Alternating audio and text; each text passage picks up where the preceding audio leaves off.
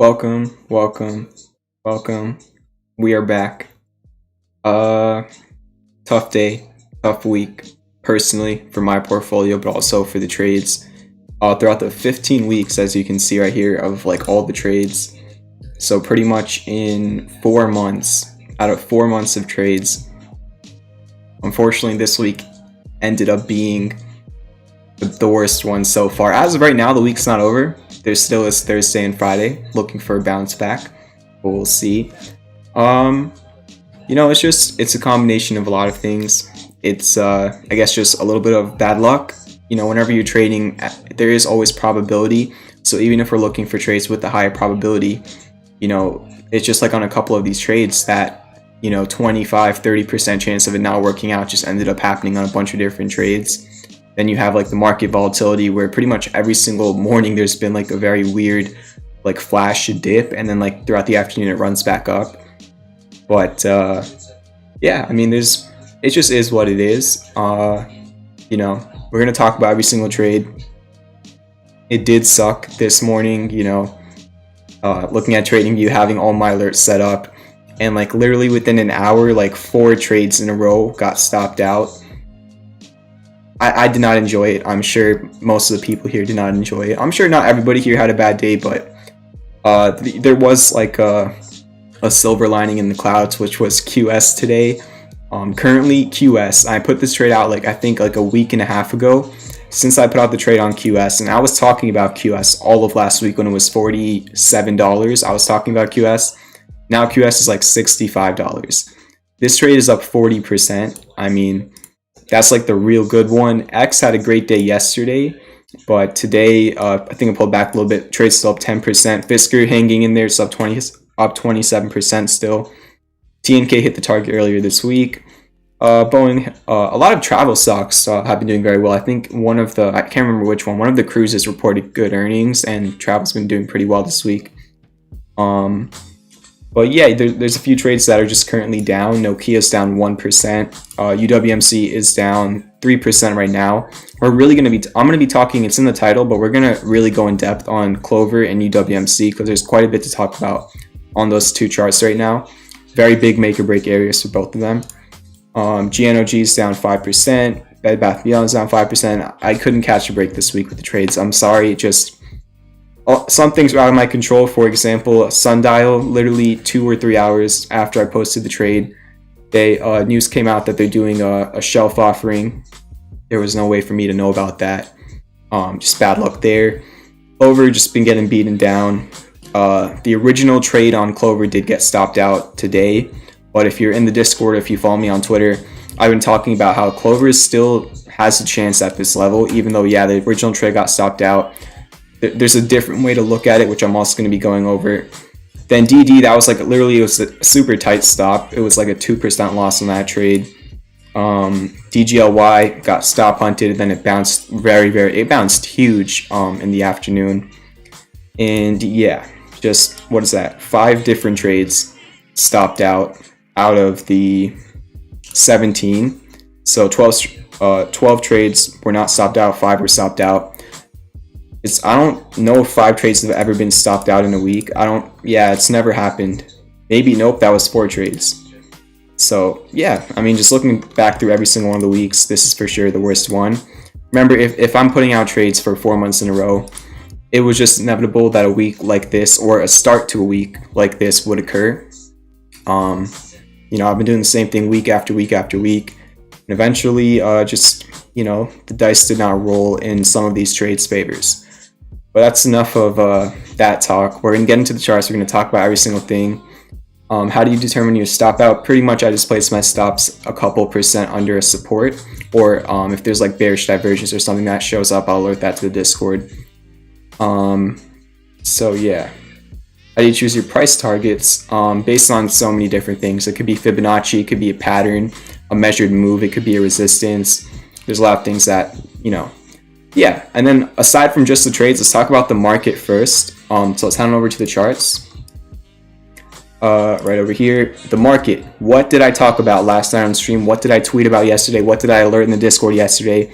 That there was major bearish divergence on the indexes. The last 5 times I've said that, the day after was a pretty rough day in the market. Today you ended up closing about even, but at one point you were down quite a bit. It was down like almost 1%, the S&P. So it was like this wick right here, I believe. Wait, what? Let me go to the 1 hour, I guess. I believe it was right here. That was today, right? The 17th. Yeah, so pretty big fall, but then it recovered through the afternoon. And if you're in the Discord, when the S&P was at 3910, I showed how it was bouncing off of support. So if you're in the Discord, you got that alert. And then pretty much right after I sent that post in the Discord, the market rallied for the rest of the day. We can just, I don't know if it's still charted. Let me go see. But on the 5 minute, literally a 5 minute support right over here. This is what I sent to the Discord. 3903, it kind of like, it held it for like pretty much half an hour. It just would not fall under 3903. So I posted this in the Discord. And ever since I posted it, I think like on this candle right here.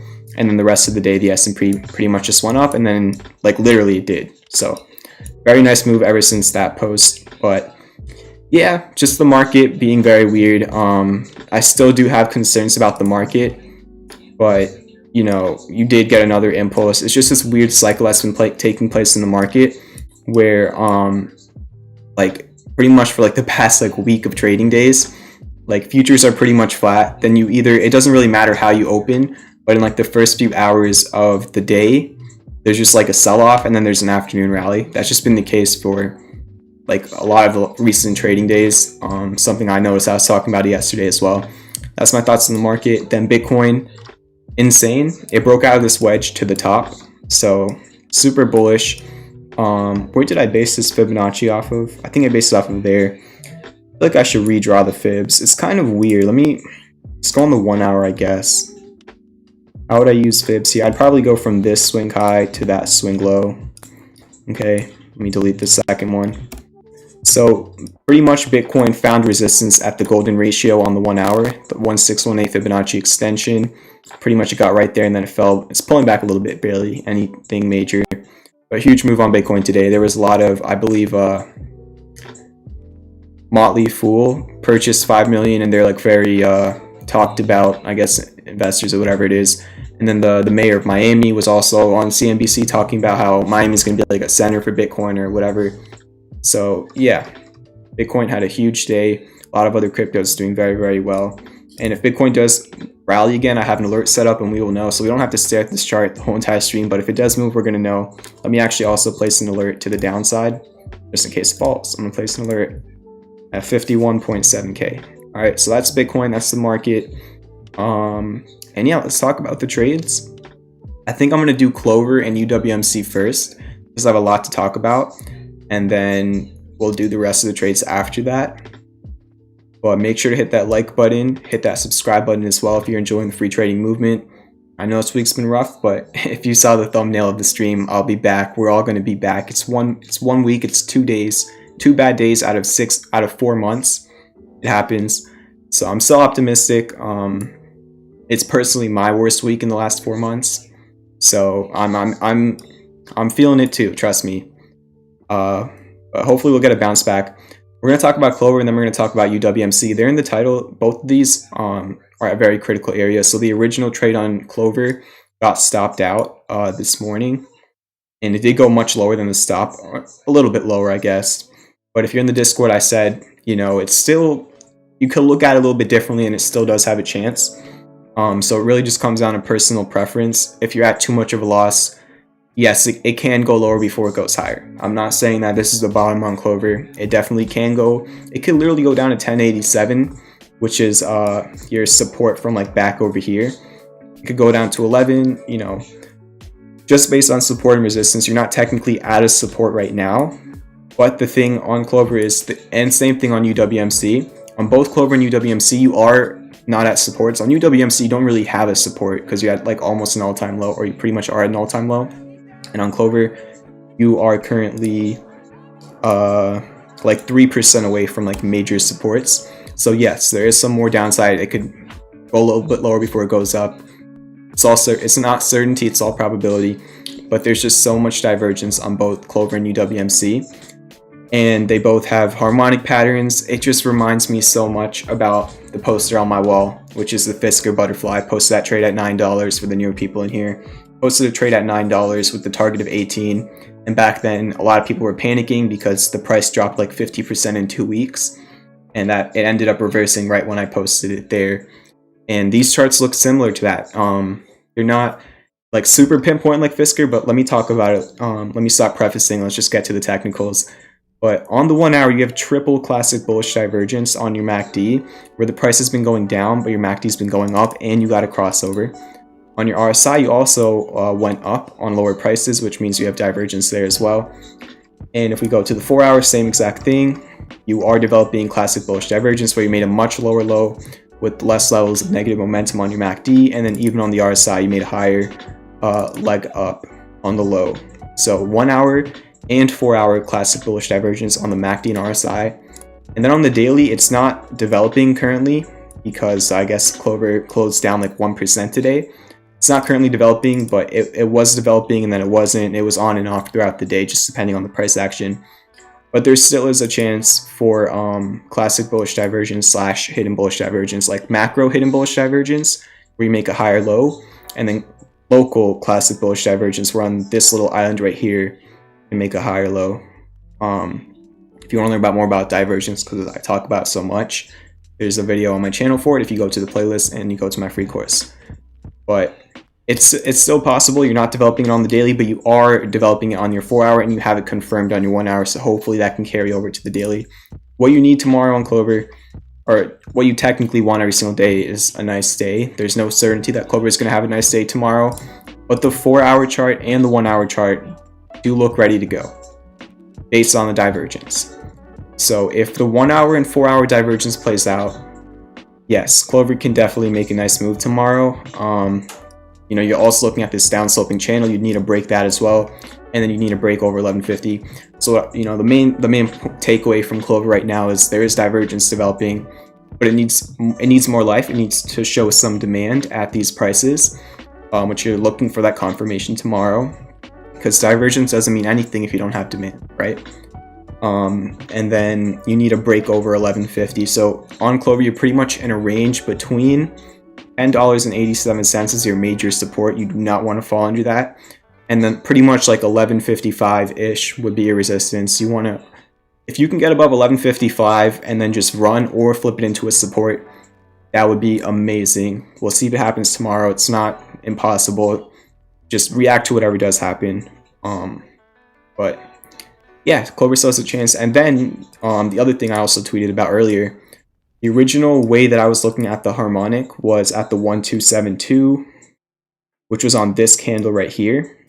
But then you ended up going way lower than that PCZ. But a bullish Gartley has two different potential PCZs, either the 1272, which was the first one I posted, or the 1618, which is literally where it bounced off of today. As you can see, it went down to pretty much the pattern completion zone, and it bounced off of it like 3% at one point. So you could readjust it, and if it shows the demand here, it shows demand here. Remember, it's a pattern completion zone. So we'll see what happens on it. It has what it needs technically to go up, but it's all about demand. It's all probability. And then another similar looking chart is UWMC. You also have a harmonic pattern, but it's a different one. You have a crab on this one, where you're at the double golden ratio, the 2618. You're showing divergence on the daily, and it's still developing on your MACD and your RSI. You probably want your RSI to curl up a little bit more, or actually just want it to curl up, but your MACD looks fine. You have some local divergence on the daily on UWMC. On the 4 hour, you have pretty much confirmed classic bullish divergence. It was being a little bit weird. It confirmed, then it went back to red, then it went back to green. You just want to see a couple islands start building to the green side. And then even on your RSI, so you have daily and 4 hour divergence on the MACD and the RSI. And even on your 1 hour. So on both Clover and UWMC, you have divergence on pretty much every single time scale. And then Clover on the daily is potential divergence. It's not really divergence yet at all. But pretty much on everything else, you have MACD and RSI divergence, which implies seller exhaustion. That's what divergence, classic divergence implies. It implies that it is oversold, the sellers are tired of selling, and that if you can just show some demand, this could be a reversal point. So yeah. We go back to the daily. It had like a mini rally in the last 10 minutes of the market. you don't have a support here. You're really, if you're playing UWMC, you're playing the pattern completion zone and you're playing the divergence. If you go much lower than your low today, that's where the stop loss is on the trade, because there's literally no other support, and then you'd probably be losing your divergence. So both Clover and UWMC, they have the divergence. They're at the pattern completion zones of the harmonics. I've seen multiple things look just like this. Fisker 140% move after doing what Clover and UWMC are doing.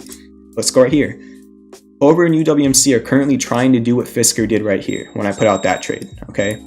So what Fisker was doing right here led to this. It led to this whole entire move. And Clover and UWMC are looking very similar. They're different companies.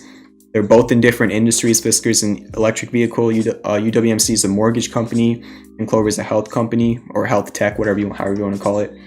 But let me slow down the overlay, it's kind of laggy. But they're similar looking charts with the divergence and the harmonics around the redemption share price of SPACs, even though none of them are SPACs anymore, they've already merged. But yeah, that's Clover and UWMC. They're in the title. They're doing very interesting things. I want to spend some time on both of them and really explain it. I'm currently in both of them. I guess that's a disclaimer. I'm quite a bit in both of them right now. I am down on both positions. So yes, I am holding for now. And yeah, we'll see what happens tomorrow. They have what you need. You're just waiting for that demand confirmation. You might never get it. So just hope for the best, and we'll see what happens. Let's just talk about, let me just get this over with. A bunch of trades got stopped out today. This is how I started off the stream in the beginning. Yes, it's disappointing, but after 4 months of trades, eventually it was going to be time for a couple bad days or just a bad week. And you know what is so, there's two things that are ironic that I haven't even talked about. Okay, two different things that are pretty ironic. Last week, when I was going over the trades, one of the days, I'm gonna have to find the clip. I don't really remember what day it was or when I said it, but I did say this last week. When I was going over the trades, I said, eventually there's gonna be a bad week for the trades. It's impossible. Because last week, I was on my 15th week in a row of like killer trades every single week. I mean, my 14th week. And this week is the 15th week of the official trades that I've been putting out. And literally last week, I'm like, eventually, there's probably gonna be a bad week, and then this week came around, so I don't know if I jinxed it. And then the other thing I wanted to just kind of, not really joke about, but if you've also been following my Twitter account, there's like this little, I guess, meme that's been going around where like every single day that I don't make my bed in the morning is a bad day for the market. I did not make my bed until 3 p.m. today. I woke up, I looked at my phone, a bunch of the trades were down, I literally ran right to my desk, and I didn't make my bed till like 3 p.m. And it was just so funny, like, how the curse is real. I need to make my bed tomorrow morning. But yeah, let me try and fix the overlay again, see if it'll stop lagging. And let's do like that. But yeah, that's Clover and UWMC. Let's talk about the rest of the trades. A bunch got stopped out. Let me look at the ones that got stopped out. Sundial got stopped out. It went much lower after getting stopped out. After Sundial got stopped out, it fell another 13%. Then it bounced a little bit after hours. Tilray had earnings today. They beat earnings today, and then a bunch of bot stocks were up after hours, but it's still way under the stop loss, so it did fall much more after the stop loss. The issue with Sundial, the chart looked good for a short-term trade, but news always overrides the technicals, and hours after I posted the trade, they decided to do a shelf offering. You gotta be joking me. This is the second time this month that that's happened. The first time was on X. But the other trades that got stopped out, the DD got stopped out, yep, this one. But this one was a 2.5% loss. As you can see right there, 2.5% loss. The reason the stop was there because you wanted to hold above $71, which was your resistance right here, and you're just not. It somehow is still developing divergence on the daily and on the 4-hour. It's just it could be fine if it gets back above 71. So if you're in this trade and you're down 2.5% and you're completely comfortable with being down 2.5%, you still have divergence developing. So that's that. What else got stopped out? DGLY, another frustrating one. This one literally got stopped out. It did fall quite a bit lower. It got stopped out at 242. It fell all the way to 237, but then it had a crazy move in the afternoon. One thing I would say here is you're technically creating classic bullish divergence on the 4-hour. But the issue still with DGLY is you're now under the 200-day moving average. It was your support, and now it's your resistance. And if you're in the Discord, I literally alerted right when DGLY was breaking the 200-day moving average, I believe. I should have if I didn't. But anything else get stopped out that I'm missing? No, I don't think so. So let's just go over the rest of the trades then. GNOG, pretty close to the stop loss. It's just the reason the stop loss is here because your support was 1746 and you closed under that. So you're under support. Could you have a good morning tomorrow and get back over? Yes. But you're also not developing divergence anymore. So the stop's pretty close. So yeah, it's under support. You wanted to hold above 1750 and you're not. DD, that we already talked about that one. QS, we're going to get back to QS. That's what I'm going to be finishing off the trades with. The silver lining today. QSR is actually hanging in there pretty nicely. Pretty much a little bit above the entry. I don't know why the MACD is not loading on the daily. That's pretty weird.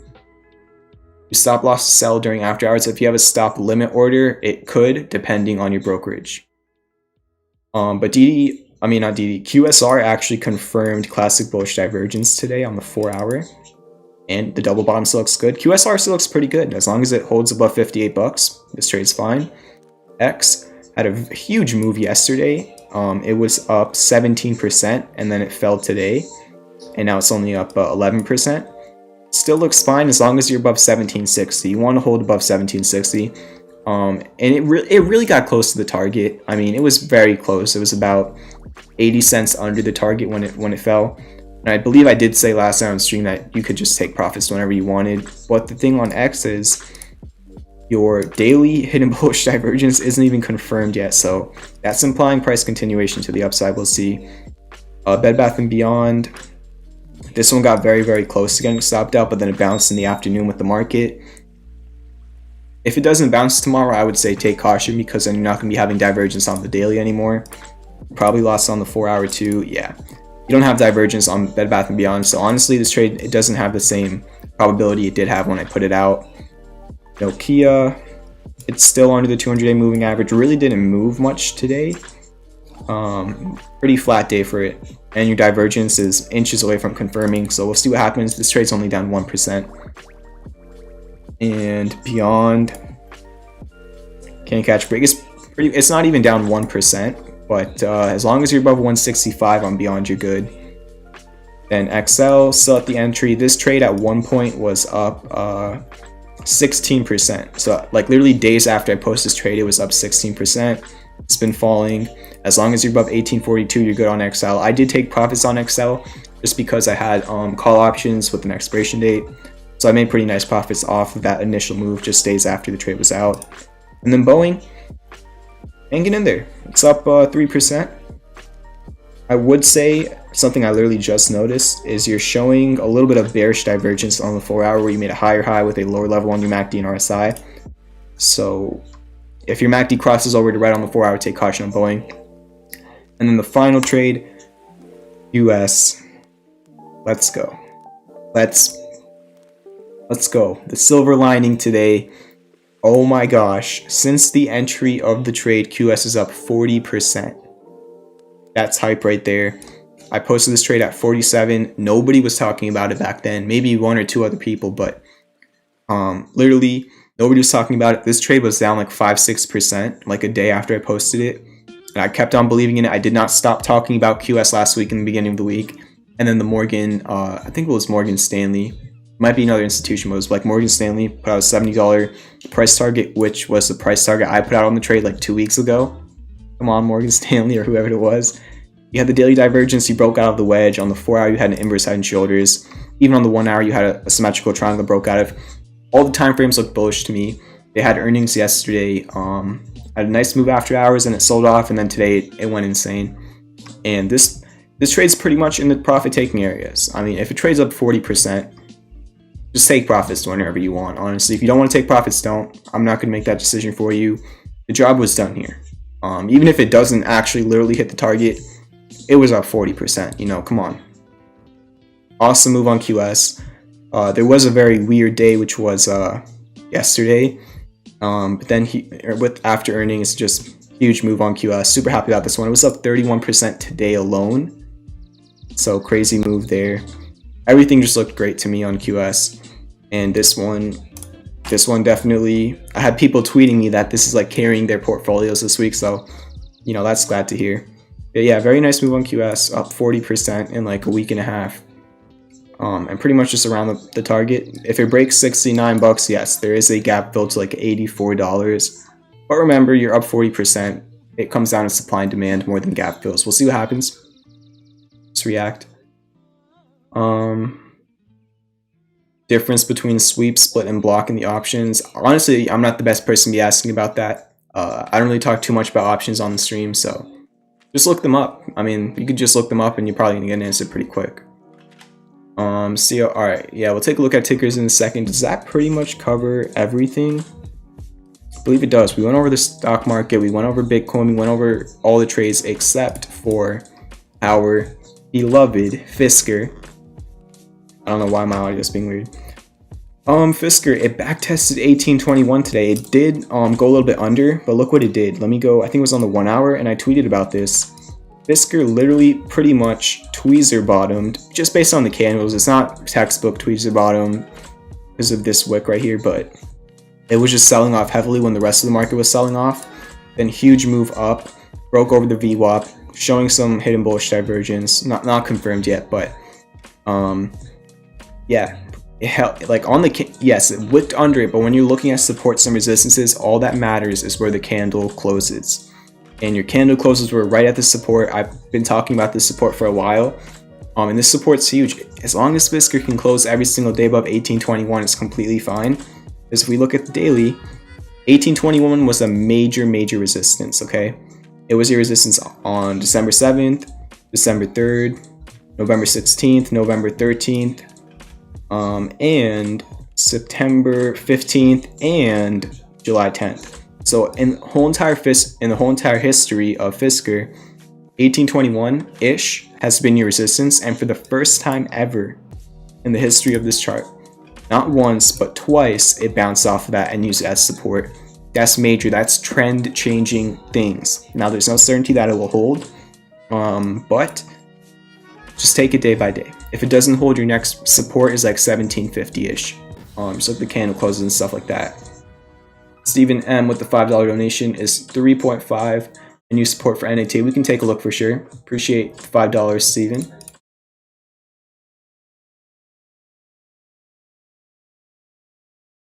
Trying to fix my audio. Okay, but yeah, appreciate the 5. Anybody else wants to send a tip or buy some merchandise, the new collection of merchandise is out. That's the pinned comment in the chat and the first link in the description. But yeah, we can take a look at NAT. That's Fisker. And then, so basically on Fisker, you pretty much got almost to the target of the long-term trade. The trade's still up 27% since the entry, the Wyckoff accumulation. And literally, this played out like textbook. I've been showing this probably since like January 18th or something around then. Literally, you search up Wyckoff accumulation phase or schematic 1. Just look up Wyckoff accumulation schematic 1. This is exactly what happened on Fisker. Block out all the noise and stuff.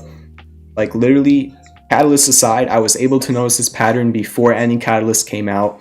And then the trade entry was $15, and now it went up to $20 at one point yesterday.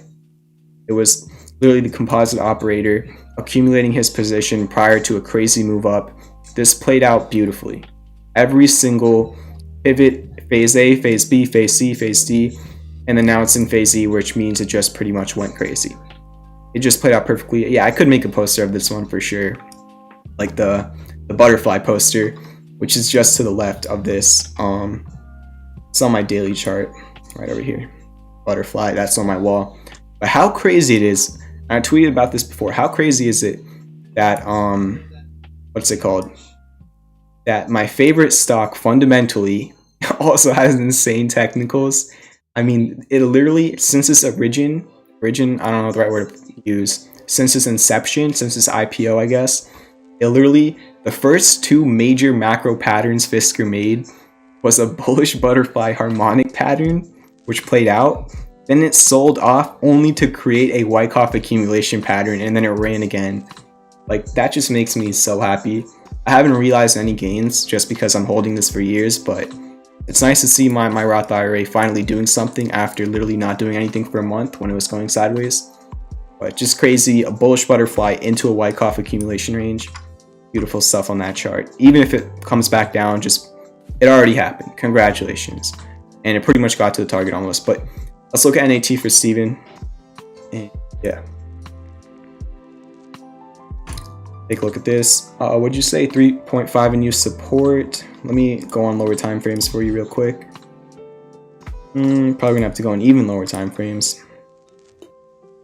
I would say your support, it's really a zone. It's not like there's no horizontal support I see. Or actually, I like how it closed at the VWAP, but let me just use rectangle. It's really like this is like your support zone, like that green box, because you have the candle lows right there. It could bounce off of that. You have these wicks right here. It could bounce off of that. So really, I just see like this green box as your support, and then your resistance is like the 200-day moving average. That's where it kind of wicked up to and then fell back down again. But yeah, shout out to Mitch Ray for NAT. He's been showing it on his stream and stuff. And looking at the resistances, I see one pretty much, yeah, like 388 where your 200-day moving average is, where your high from yesterday was your resistance on November 25th of 2019. And then if we're looking for a macro, oh, this is why you were talking about it. You're right, Steven, you're right. You're using this previous resistance as a support, yes. And then it actually did wick down to here pretty much, and then it bounced. The low from today was 349. Good job, Steven. Yeah, your resistance right here is not your support. I didn't even see that until I looked at the daily. Is there anything else there? You kind of have a high right here from 2018. It's not perfect, but yeah. I would say 351 is like your macro support.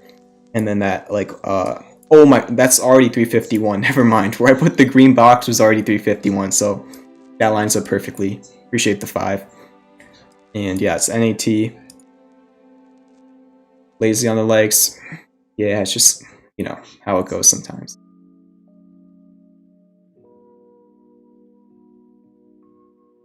There was a new Fisker price target tonight. I didn't even know that. Steven says you've had 14 great weeks and 1/2 bad week. Get your vibes up. Yeah, I just, you know, it's not even really about the money. It's just, I really like this craft technical analysis, and it just kind of, you know, kind of just sucks when it doesn't play out because it's all probability, and it's just like this week, just multiple things where the probability is just not in the favor of the trade. Why do you have a Yukon poster? Because I go to Yukon. Crazy fact. But yeah. Walmart earnings tomorrow. I did not know that. So yeah, that pretty much goes over all the trades. I know Preston, if you're still in here, you asked about a ticker before. I'll add that to the list. But yeah, hopefully that was some good coverage. You know, it's one of those days. Hopefully, I'm still pretty big in CLOV and UWMC for now. Hopefully they do all right tomorrow, or at least one of them does. We'll see. There's no certainty. Yeah, that's like the summary for today. How long did that take me? It was an eventful day. Half an hour for the intro. So we got a good amount of time to do some ticker requests. But yeah, if you want me to look at something, please, before you even type it in the chat, don't make sure that what you're requesting was not up 55% today or something crazy, because then I'm not going to look at it. So if you're typing it in a ticker in the chat, you want me to look at it, I'm telling you ahead of time, don't request something that's up 55% because I'm just going to skip it. So I'm telling you this ahead of time. Don't get mad if I skip it. That's just not how I trade. That if something's up like crazy or down like crazy, that just means it's a 50-50 because of supply and demand. So, you know, request something that's stable, creating a pattern, divergence, and if you really want me to spend some time looking at it, give me a reason of why you want me to look at it. But yeah, I'll start adding tickers. We're going to get to them. Let's see if there's anything else in the chat. Maria said, you live in store is awesome. Yukon, I'm doing online right now because of COVID and everything, so it's just like, it's all for the degree, I guess. But yeah, small row for sure. Meg says, I recovered my biggest loss and then some with DPW today after using skills learned here, risk to reward in TA.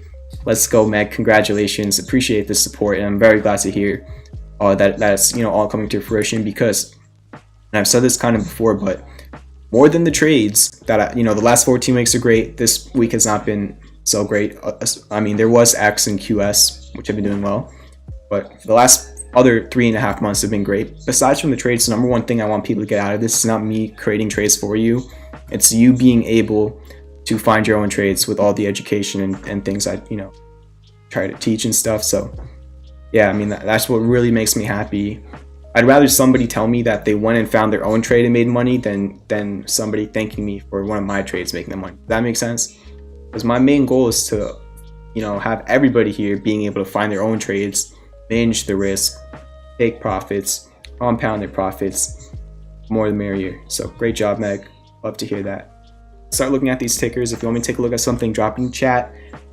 Hit that like button, hit that subscribe button, and yeah, not gonna plug too much tonight. Also, I forgot, I mean, I could probably talk about at the end of the stream, but basically the scanner that I always use on my streams, just pull it up real quick. If you were in the Sunday stream, I was using this quite a bit. I logged in right now. 1 second. This, you know, Trade Addicts, the thing that I use for literally options flow, looking at dark pool trades, looking for algorithm stuff, market reads, scanners, pretty much what I use for everything aside from TradingView, buying things to put on my TradingView watch list. There's a 10% coupon code for anybody who is a member of the free trading movement. I was able to announce that today, so yeah, 10% off their premium. They have a free version too if you want it. It's just the premium has like every single thing. But yeah, 10% off. If you want the coupon code to get 10% off for this, it's in the announcements channel in the Discord. So go to the Discord. The link for the Discord is in the description, then go to the announcements channel. So I want to get that real quick because a lot of people have been asking about this, and it's finally able to get a coupon code to, you know, help save you some more money. If you want the premium version, just want to mention that real quick. I don't make $1. If you get the premium version, I'm not making $1. It's not me making money off of you signing up. It's just me truly trying to help you out. If you want this and trying to save you some money. I'm not making anything off of you paying for the premium version. I wanted to also make that clear. Let's get back to the charts real quick. Let's not close the trading view. Alright, so we have quite a few tickers in the chat. We already went over DGLY, John Mentzer, when I was going over the trades in the beginning of the stream. It'll be, I don't think we have timestamps tonight, but actually, we might have timestamps tonight. Let's see. So let me see how many tickers we got in here. I think it was DraftKings first. YGMZ,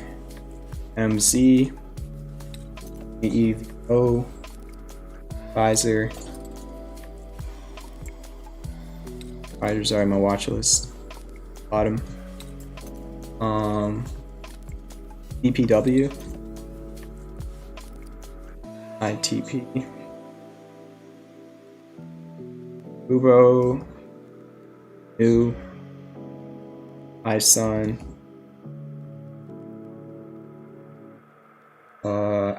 APPL. And JMIA. JMIA, let's go. I mean, not today, but JMIA's been crushing it. I made this trade live on stream for print headshots. And it almost hit the second target. It hit the first target of the trade and almost hit the second one. It went up to like $70 and the target was 74 or something. Yeah, we'll go over JMIA as well. Let's start off with COMS comms. Just looking at it right off the rip, I'll tell you two things I don't like. I don't like how the MACD is going back down towards red, even though there isn't bearish divergence technically. I just don't like how the MACD is losing momentum, and I don't like how you're under the 200-day moving average. On the daily, zoom out, you have a support at $4.06. Resistance at 521-ish.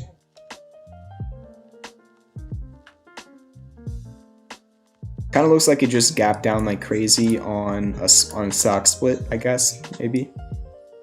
And it's just been working on filling the gap, but it kind of halted at the 200-day moving average. That's what I'm reading on this chart.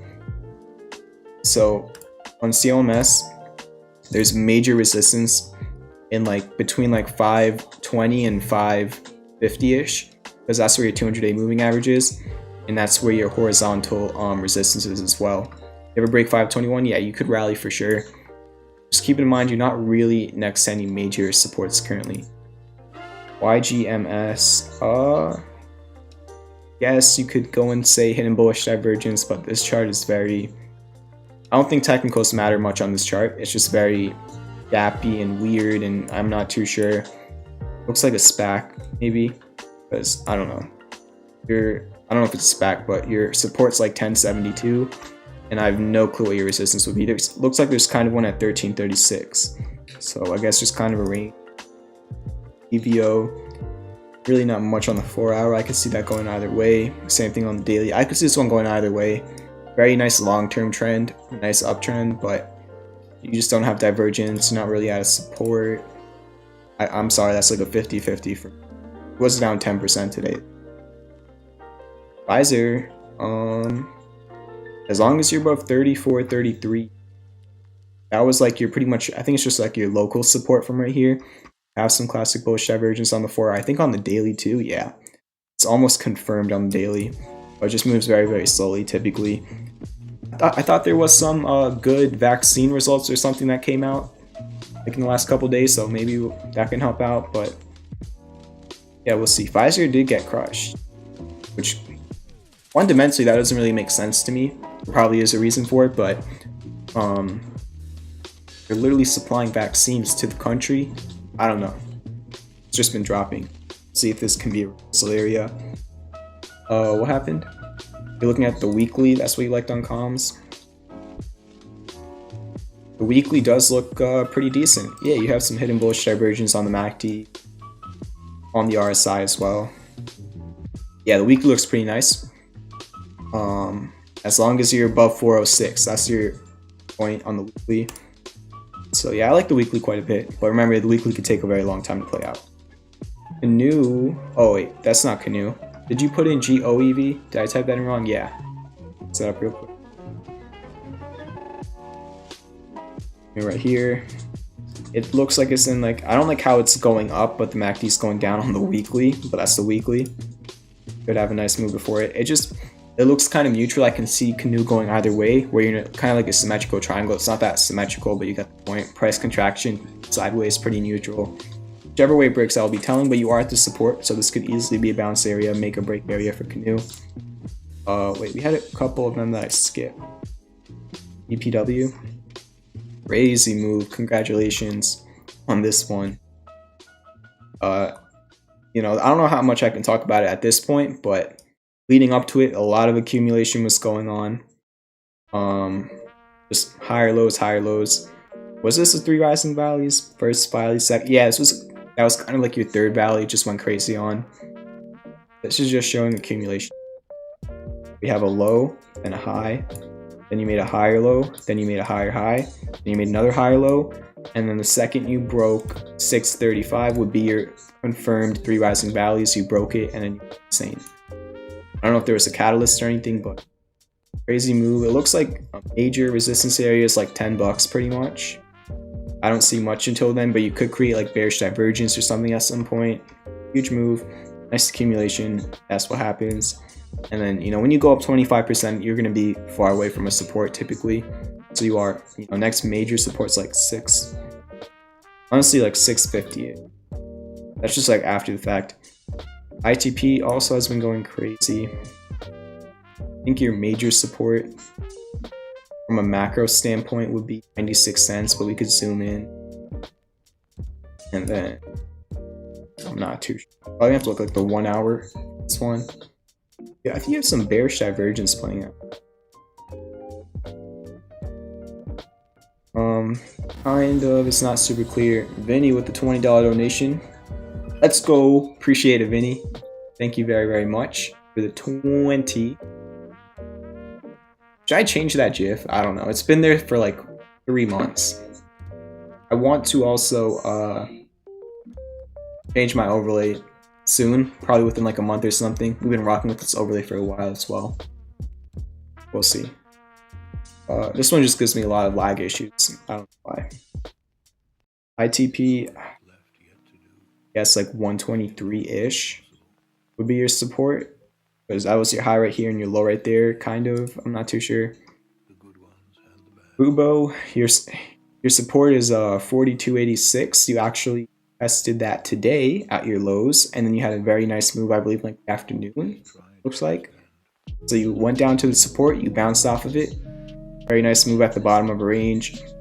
And now your next major resistance is $52. As long as you're above 42 or 43, you're fine.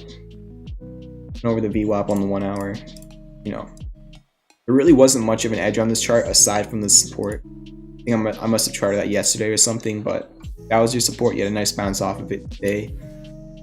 ISUN, I don't think there's enough data on this chart. Let me check the data. Eventually, it probably will create hidden bullish divergence when the MACD starts waning, but it's way too early to call. You're trying to hold like this little resistance from right over here as your support right now. Your break area, I guess, but not really a pattern or divergence. Currently, I can say I'm going either way. Apple, did it break the trend line? Yeah, definitely. However you chart the trend line, it broke it. I had calls on Apple. I got them last Friday at close. And then yesterday morning, it was the first thing I sold this week. I sold those calls yesterday morning. So glad I did that. Gap down today. I guess it was because like the bad open in the market or something. I don't know if there was news or anything, but yeah, your next major support on Apple. You kind of have a support at one. Wow. Okay, so that was your low today, 129.59. Was your resistance right over here and right over there. That's just some technicals for you, but you fall under 129.59. Next support's like 127, which is like these lows right here on Apple. Then JMIA, let me just delete the stuff from before.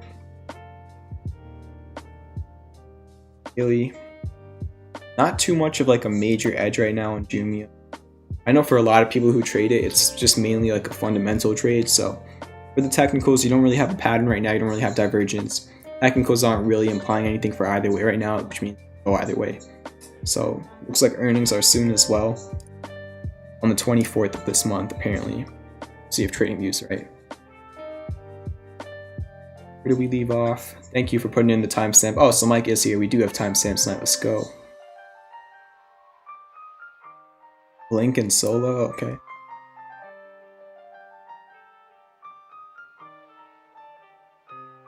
All right. AXSM. RKDA.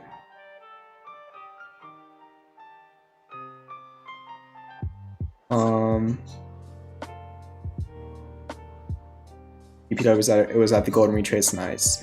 Palantir. Oh, we were gonna look at Palantir. Somebody asked me about it in the Discord earlier. I had it on my watch list. I just forgot about it when I was going over the trade. So we're gonna look at that as well.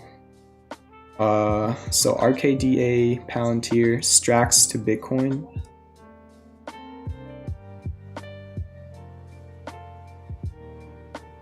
STRAX to Bitcoin. I'm gonna look at that. Buffett pulled money out of Apple. Oh yeah, I heard that today on CNBC. I think one of the analysts basically said that like I believe Apple was Warren Buffett's biggest holding for like years and years and years. So maybe just some profit taking or whatever. But I did hear about that earlier today. Just cutting some of the position. A lot of people on CNBC today were bearish. I was watching what's that? The halftime report because what's her name from ARK? Hey, I can't. Kathy Wood, right? Yeah, she was on the halftime report. So I was watching the whole entire 1 hour show. Yeah, they were talking about how like literally all the analysts there were like, they're like, I'm not gonna say like directly bearish, but they were taking profits. They pretty much said. See if CNBC is right. I mean, the market looks. We'll see. It's the greatest bull market ever, so it's hard to really doubt on it. But charts don't look great. There's a lot of big people saying bearish things. Personally, I never try and create panic. If something bad happens, it happens. Just always manage your risk. That's what I always preach. Just have a stop loss, have proper position sizes, diversified, and if you're not comfortable, being cash. ASAN, did we add that? Oh, I forgot about DraftKings, sorry. On my watch list. Yep, it is. So things that are on my watch list, whenever I type it in, it's just not going to come to the bottom of my watch list. So that's why I forget them a lot. Okay, I was going to say something else. Really forgot. It was important too. Great.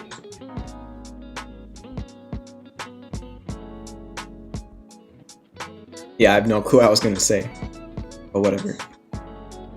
Link,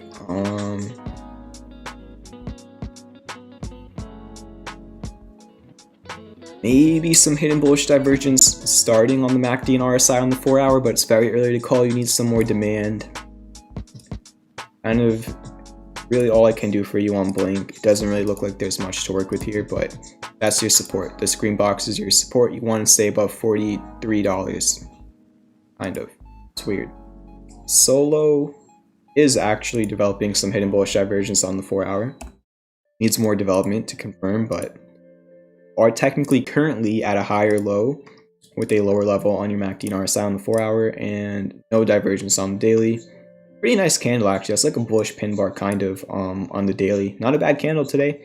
As long as slow is above 710, it's fine. There's 710 from. I think it's these lows right here. So as long as you're over 710, you're fine on solo. Walmart earnings tomorrow, that could take things either way.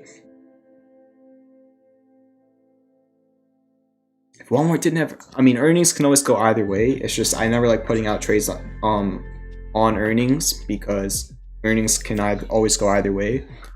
But like the technicals on Walmart don't look bad. Oh my gosh. So imagine earnings wasn't tomorrow. So just remember, earnings are tomorrow, but imagine they weren't and it was just like a regular Thursday for Walmart. Inverse head and shoulders, okay? Inverse head and shoulders in a descending broadening wedge, and it had a partial, it's either a partial rise or a partial decline. I forget which one it is. But basically what that means is in your descending broadening wedge, on this last wave down, the bears could not bring it all the way to the bottom of the pattern, and it pivoted before actually going to the bottom demand line, which is called either a partial rise or a partial decline. I can't remember right now. And when you have that partial rise or decline where you can't go all the way to the bottom, there is a 70% breakout probability to the upside the next time it gets to the breakout level. So if you completely take away earnings, which obviously you can't, but if you did, hypothetically, there would be a 70% chance of a breakout right here in Walmart. And an inverse head and shoulders as well. So, as long as Walmart's above 146, that was your resistance right over here. And it's like kind of like your neckline of the head and shoulders. You could also just do this. But technicals look fine on Walmart. It's just earnings tomorrow can always do anything. And then this is AXSM. Very multi-level support. You're at the first support. You have two more under you, but your first support's like 71.42 from this low right over here. No divergence on the 4-hour or the daily. Yeah, those are your supports right there. RKDA, I have no clue on this one. It had a crazy run, then a crazy fall. I think the next major support I see is 344. That's also around your 200-day moving average, but that's about it. Palantir, some people wanted to look at it earlier.